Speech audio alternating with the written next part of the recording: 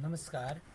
आजको कक्षामा म कक्षा 8 को पाठ 18 मा रहेको आह्वान कविताको भावार्थ तथा यसको वाचन लिएर उपस्थित भएको छु र सबैजनालाई स्वागत छ यस कार्यक्रममा, यस कक्षामा। र आजको यस कक्षामा यस आह्वान शीर्षकको कविता जसलाई जीवनाथ धमलाले लेख्नु भएको छ र यस कविताको शीर्षक आह्वान रहेको छ। आह्वानको अर्थ भनेको अनुरोध अथवा सबैलाई गरिने एउटा आग्रह तथा अनुरोध रहेको छ। र यस कविताभित्र समग्रमा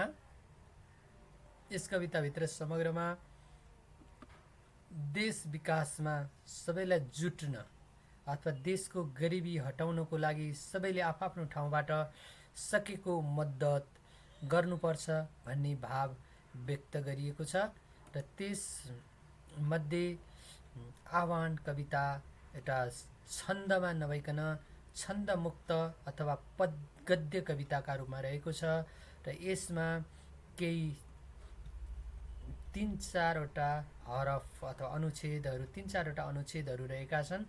र त्यसभित्र उनले मुख्य गरी अहिले हामी जुन अवस्थामा काम गरिरहेका छौँ, जुन केही परिवर्तनको सङ्केतता भएको छ, देशमा लोकतन्त्र प्रजातन्त्र आएको छ, तर पनि हामीले जति गरेका छौँ त्यो चाहिँ गरिबी निवारणको लागि, देश विकासको लागि पर्याप्त छैन। र हामी सबै युवाहरू यसमा लागि पर्नुपर्छ, यसमा जुट्नुपर्छ भन्ने आशयका साथ कविले यस कवितालाई प्रस्तुत गरेका छन्। र त्यो कविता सस्वर वाचनका साथमा म यसको भावार्थ पनि भनिन्छु। पहिलो अनुच्छेद रहेको छ। यसलाई गद्य कविता भएकोले हामीले विभिन्न गद्य नै भए तापनि यसको लयात्मकता चाहिँ हुन्छ र त्यसलाई हामीले कवितात्मक लयमा वाचन गर्न सक्छौँ।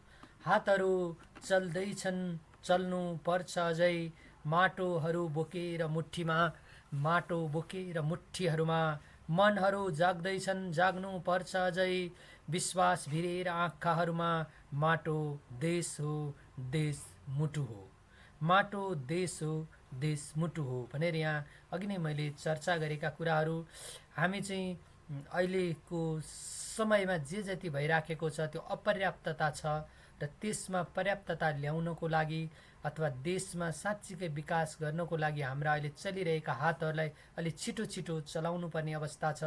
त्यसो गर्दाखेरि चाहिँ आफ्नो माटोलाई मुठीमा बोकेर भन्नुको मतलब माटो भनेको हाम्रो देश हो र देशलाई चाहिँ मुठीमा अथवा शक्तिमा लिएर अथवा देश नै प्रमुख हो भनेर हामी अगाडि हाम्रो तन मन र सबै कुराले अगाडि जाग्नुपर्छ, लाग्नुपर्छ अथवा जुझारुपन देखाउनुपर्छ। त्यस्तो भर्यो भने के हुन्छ त, त्यसको लागि जुझारु हुनको लागि हामीले विश्वास लिनुपर्छ। परिवर्तन अवश्य हुन्छ भन्ने विश्वासका साथ, दृढ अठोटका साथ हामी अगाडि बढ्न सक्यौँ भने अवश्य पनि यो सफल हुनेछ। र त्यसकारण चाहिँ देश चाहिँ हाम्रो मुटु जस्तै हो, यो देशको माटो पनि हाम्रो मुटु जस्तै हो। त्यसरी चाहिँ देशलाई मुटुसँग दाँजेर अथवा आफ्नो देशलाई मुटु जस्तै प्यारो मानेर चाहिँ विकासमा जागरणमा अगाडि बढ्न पहिलो अनुच्छेदमा आग्रह गरिएको। दोस्रोमा छ, ज्वाला आकाशिन्छ अस्तित्वको भक्ति वा बलभद्रका नशाहरूमा, जहाँ वर्चस्व फैलिन्छ बोधिसत्वको, कैलाशका निश्चल करेसार आँगनहरूमा, आऊ तिम्रै हुन् भन्ज्याङ अनि मैदानका चौतारी र बिसौनीहरू, जहाँ देश पसिनाको घुड्कीकोले थकाइ बिर्सँदै गीतका भाकाहरूमा नयाँ युग डाकिरहेछ। टेक्नु पर्छ अब पैतालाले सम्भावनाका भिरहरूमा, अब पैतालाले सम्भावनाका भिरहरूमा भन्नुको मतलब यसमा दोस्रोमा के छ त, हामीसँग भक्ति थापा र बलभद्रका जस्ता गौरवमय देशभक्तिपूर्ण कुराहरू छन्। त्यो हाम्रो लागि गौरव गर्न लायक कुराहरू हुन्। जसरी बलभद्र र भक्ति थापाका नशाहरूमा देशभक्तिको ज्वाला अथवा त्यो तीव्र इच्छा, देशप्रतिको माया ममता जाग्छ, त्यो पनि हाम्रो एउटा छुट्टै परिचय हो।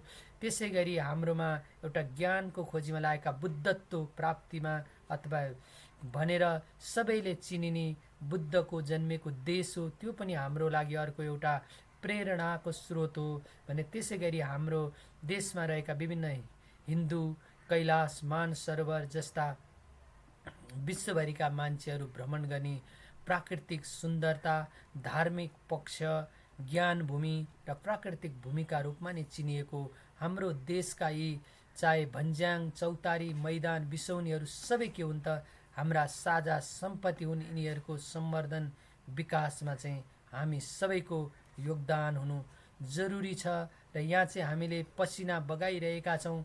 पसिनाका ती घुड्कीहरू मेहनतहरूलाई बिर्सेर अथवा थकाइहरू लागेका छन् भने पनि केही सिन थकाइहरू बिर्सिएर चाहिँ हामी अझ जुझारु भएर अगाडि बढ्नुपर्ने छ र युवाहरूको गीतले अथवा परिवर्तनका भाकाहरूले पनि हामीलाई के भनेको छ त नयाँ युग डाकिरहेको छ। हामी नयाँ विकास गर्दै हाम्रो अविकासपन, हाम्रो अशिक्षापन, हाम्रो अज्ञानीपन रहेको नेपालबाट अगाडि बढ्नु छ। चाहे दुर्गम भिर पाखा जहाँसुकै किन नहुन्, हामीले त्यसमा सम्भावनाहरू देखेर त्यस्ता भिर र अप्ठ्याराहरूलाई चाहिँ पन्छाउँदै अगाडि बढ्नुपर्छ र बढौँ भन्ने आह्वान चाहिँ देश विकासका लागि कवि धमलाले गरेका छन्।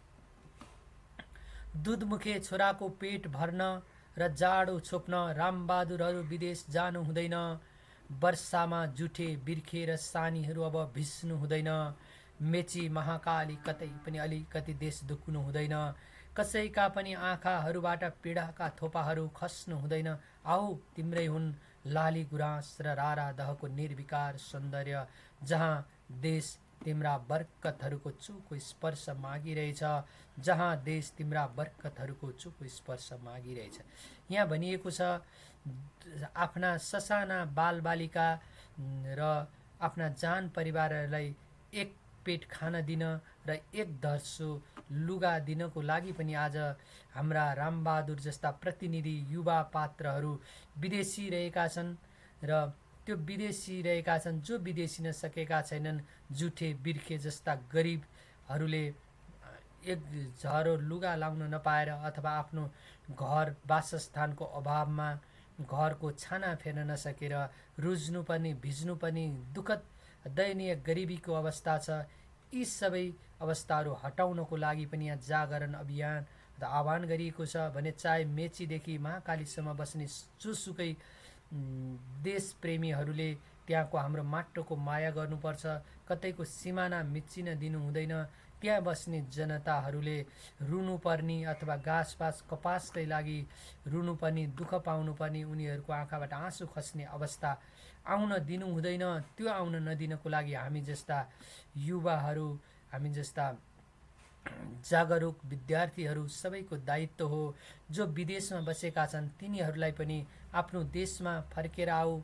यो सुन्दर लाली गुराँस र राराधको निर्विकार सौन्दर्य जस्तै प्राकृतिक सुन्दरताले भरिपूर्ण यो देशमा तिम्रा पौरख बरकतहरूको स्पर्श माया यो देशले मागेर चाहिँ उन्नति अथवा विकास चाहेको छ। त्यसैले यो देशको लागि तिमीले योगदान गर्नुपर्छ। देश विकासको लागि आऊ। आफ्ना सारा अल्छीहरू फालेर आफ्ना थकाइहरूलाई केही छिन बिर्सिएर चाहिँ अहिले भइरहेको परिस्थितिभन्दा अझ अगाडि बढेर देश विकासमा जुट्नुपर्छ भन्ने आह्वान यस कविताभित्र गरेका छन् कवि जीवनाथ धमलाले लेखेको यो कविमा मुख्य गरी देश विकास, देश निर्माणको लागि सबैलाई एकजुट भएर जुट्न र देशमा रहेको विद्यमान गरिबी, विद्यमान अशिक्षा, विद्यमान अभाव, बेरोजगारीको अवस्था यो सबै हटाएर स्वदेशमै रोजगार सिर्जना गर्ने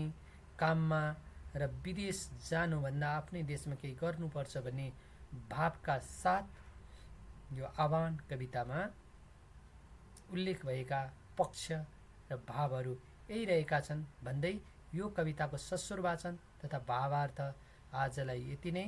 हस्त अरू अभ्यासहरू लिएर नि उपस्थित हुने नै छु र यो च्यानललाई सब्स्क्राइब तथा लाइक सेयर गर्दै गर्नुहोला भन्दै आजको कक्षा यही अन्त्य गर्छु। हस्त।